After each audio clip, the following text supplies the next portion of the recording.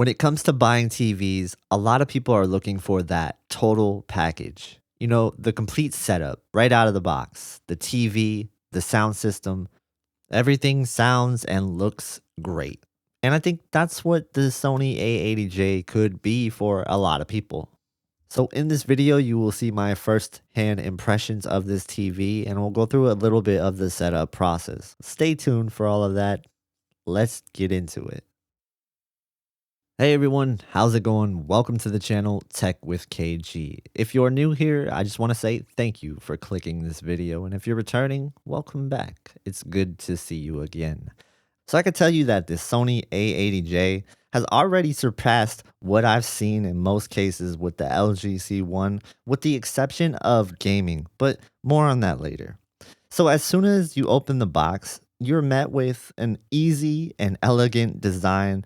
The box is simple to open, it folds out, safely unbox the TV without any fear of damage. I usually don't spend too much on a stand, but I think the stand design is brilliant. You have the traditional stand style where you can put your soundbar underneath, but also you have a second way to put the stand on where you have a more flush option where it's a low profile closer to the table and it looks really, really nice. And it's for those people that don't use a soundbar. And to be honest with you, this TV might make most people ditch their current soundbar if you don't have a full surround system in place.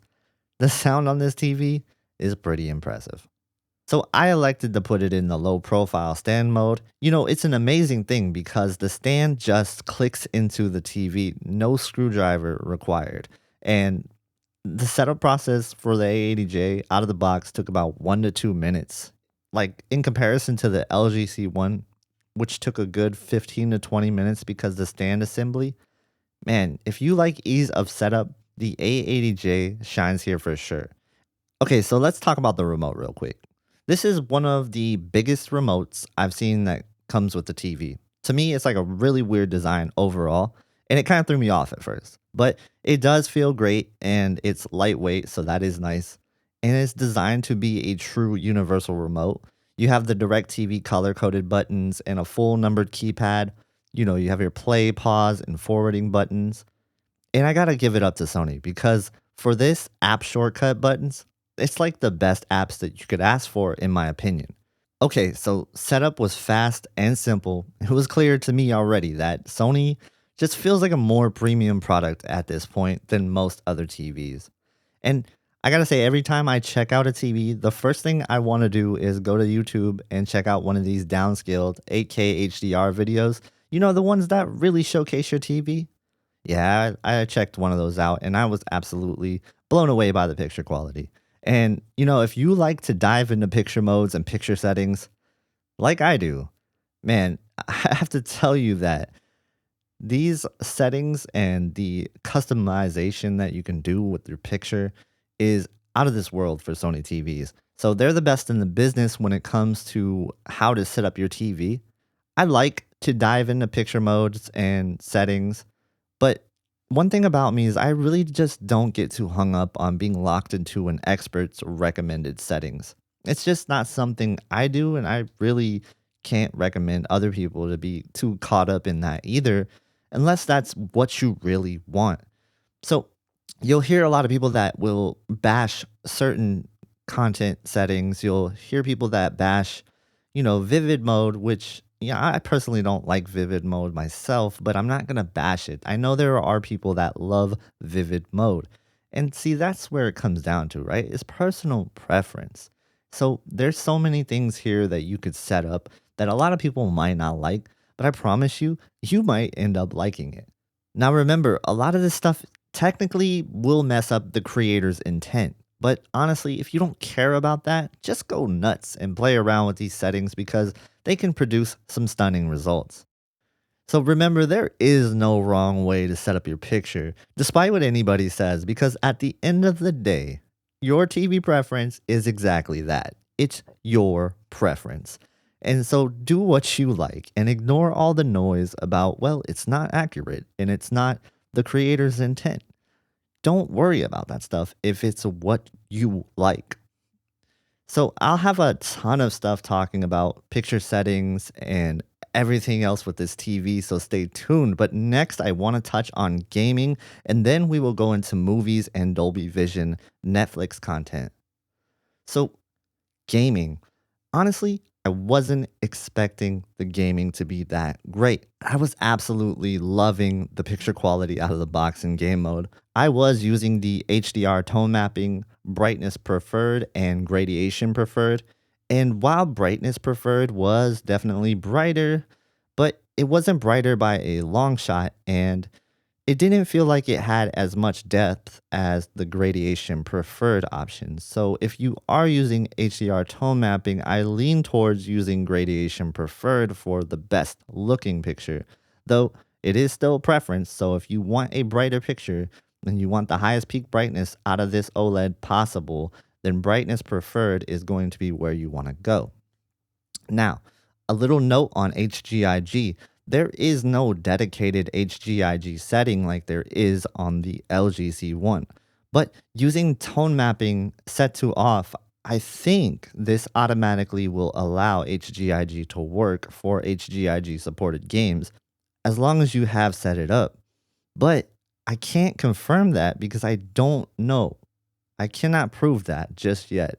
I got to do more tests, and it's something that it appeared to be doing HGiG with the tone mapping setting off, but yeah, I'm not quite sure. So if you guys know, let me know. So yeah, gaming was beautiful. And so far I tried a few games, but I'll do my best to show you the dedicated gaming content for this TV. No worries about that. You know, this channel is always going to really have high priority for gaming. So expect a ton of gaming content for this TV. You know, it is disappointing not to have VRR out of the box, though. I will not lie to you about that because you're going to probably run into situations when you play an unstable game with frame tearing and you're like, VRR definitely would have been nice right here. And unfortunately, you'll have to wait for that. You know, they're targeting a winter release date.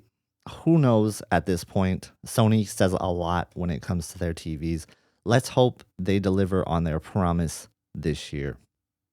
Now, let's quickly talk HDR movies and shows. I gotta say, wow, this TV really got me in awe in a way that it handles this type of content. So, in Dolby Vision content, you got two options, just like on the C1. But you also have a third mode. On Netflix, there is a calibrated Netflix mode, which I used for the new show Shadow and Bone.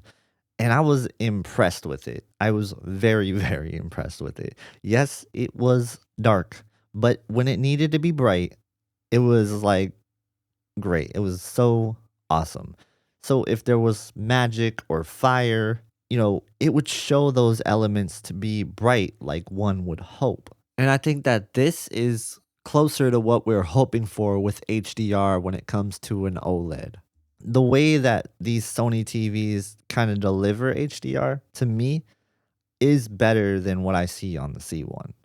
When there is that highlight detail, that specular highlight, you are definitely going to be more impressed with the A80J, as I think that the A80J definitely shines more in those situations. Keep in mind, these are just notes on my first impressions. And like I said, full side by side of the C1 versus the A80J, so stay tuned for that. So I'm saying a lot of positive things here about the A80J as my first impressions, right? So you're probably thinking, well, where's the negatives? And there is some negatives. I've noticed some screen uniformity issues here with the A80J, and I will cover that in the full review.